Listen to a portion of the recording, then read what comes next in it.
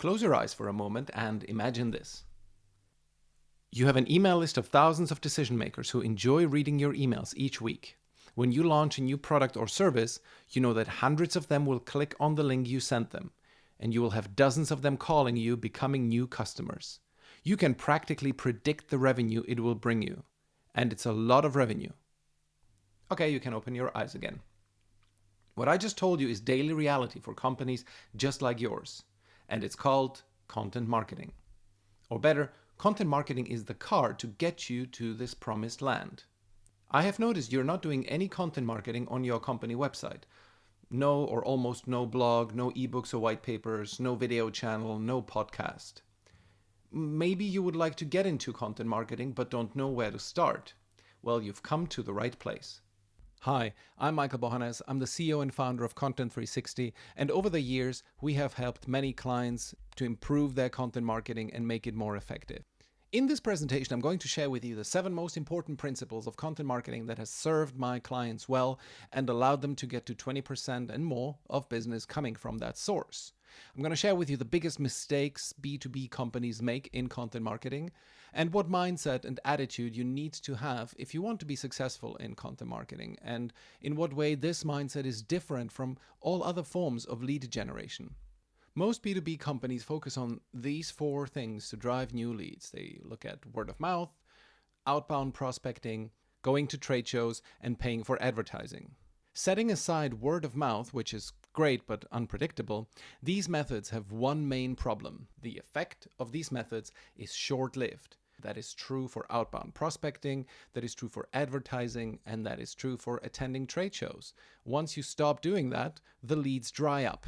And so these methods are a little bit like a straw fire. It burns bright, it makes a lot of noise, and it looks impressive, but there's not a lot of substance to it. And that's what most B2B companies do. They just simply keep shoveling straw into the furnace, paying lots of money for each new lead. Well, as opposed to the straw fire, content marketing goes like this. To stay with the analogy, it's like having a fire in a furnace, where there is substance to it, there's either wood or coal, and the embers glow for a very long time. There's durability to it.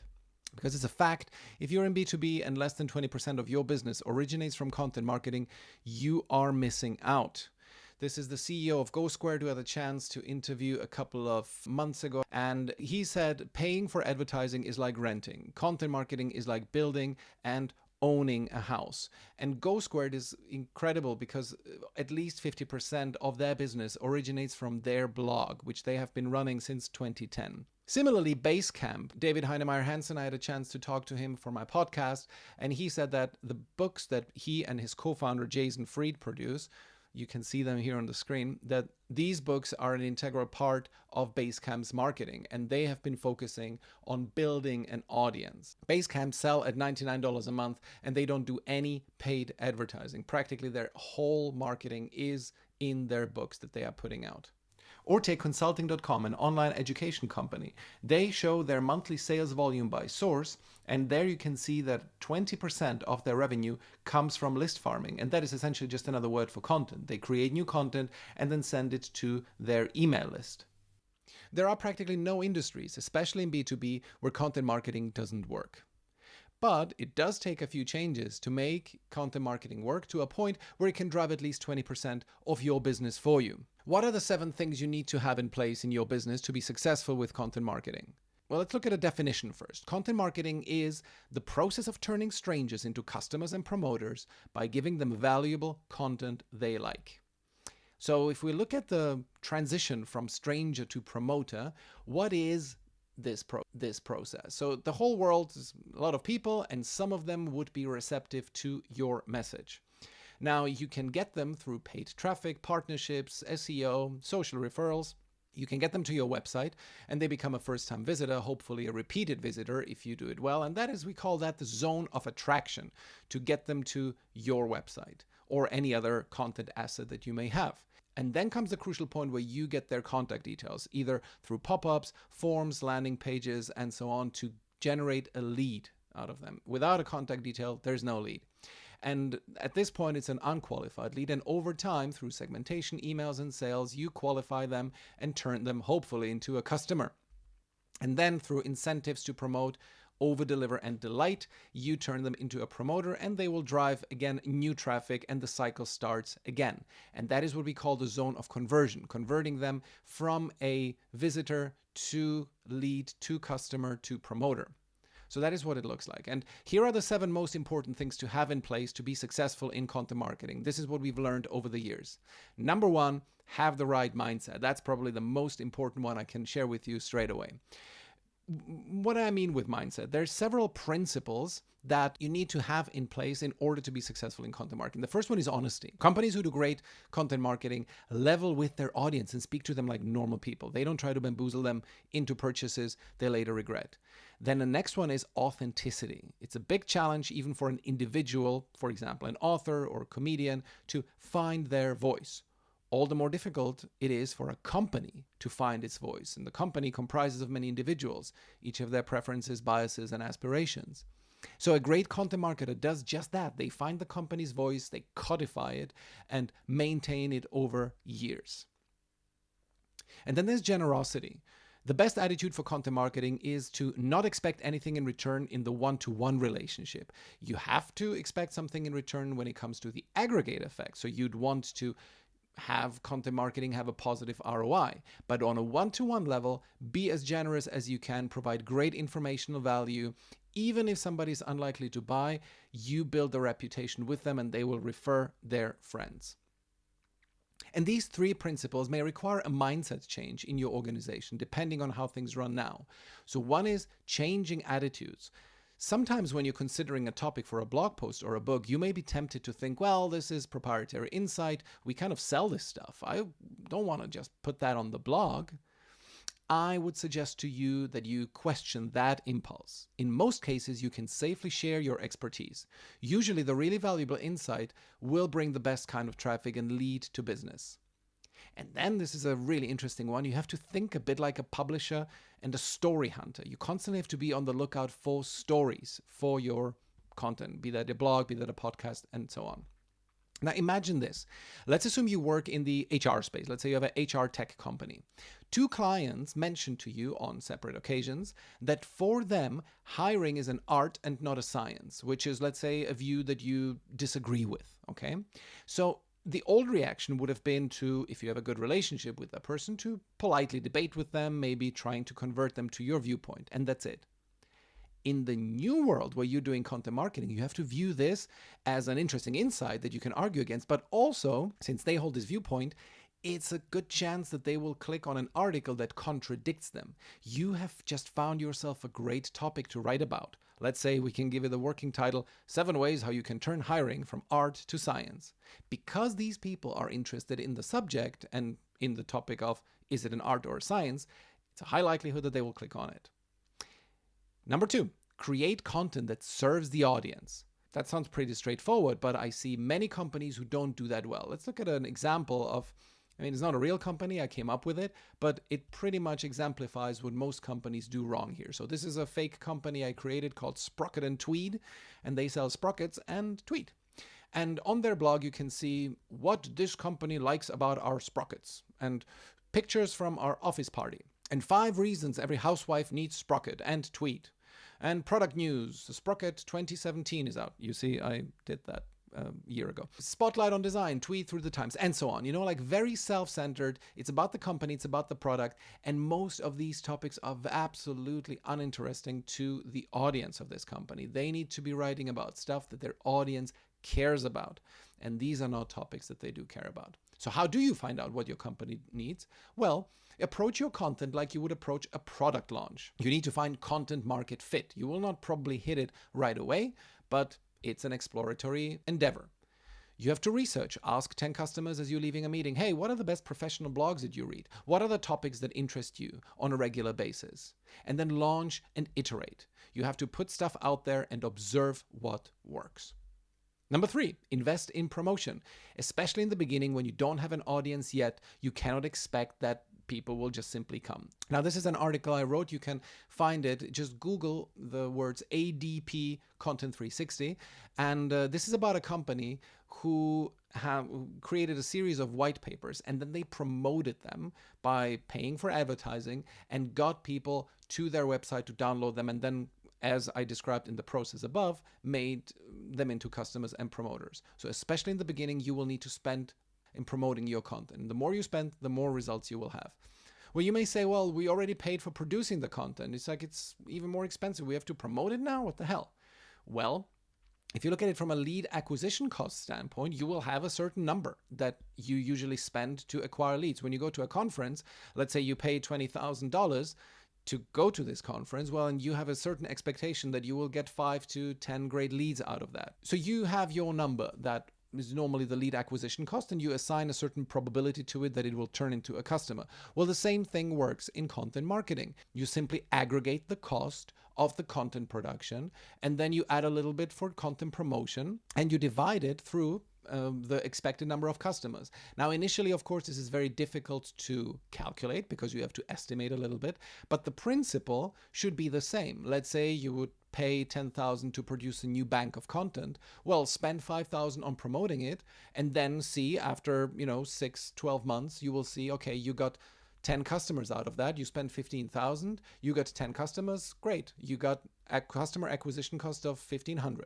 Here's an example I saw the other day. This company called Perkbox in the UK, and they have been advertising this white paper called the Talent Retention Handbook. This was a banner ad that was running on a media site, and you could click and download the white paper. Very simple. It didn't get you to convert in any way in like a traditional B2B way, but it did get you to give your email address so that you could download this white paper. And that's exactly it. This is paying for promotion. Number 4, think long term. There are companies who try content for a few months, they don't get a lot of results, and then they just stop. And that's just wrong. It's plain wrong.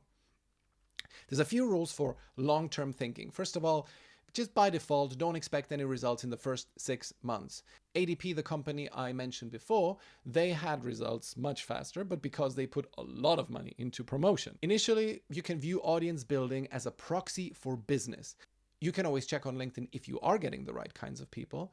And if you are collecting email addresses, that means that you're doing something right. You don't yet have to have conversions, but it is a good proxy metric. Number 5, use video. Video is just brilliant. Here you can see 2 examples of videos that I posted on LinkedIn and the number of views. On the one, 1,900 views, and the other one, 2,600 views. And that is incredibly powerful. I would not have gotten nearly as much traffic if I just published blog posts. But to do this double whammy, you have the blog post on your website that helps you with SEO, and you have the videos to promote it on social media where you just for 10 minutes talk about the contents of that blog post in a coherent way. That is a very powerful method to get a lot of exposure. Number 6, plug the holes. The content marketing funnel, as I've showed you before, has many potential leaks. On each stage, you could make a lot of mistakes in maximizing the throughput through your funnel. So these are the most common mistakes. There's self-serving content, there's no content recycling, not enough lead capture, poor or no email sequences at all, and not enough incentives to make customers into promoters.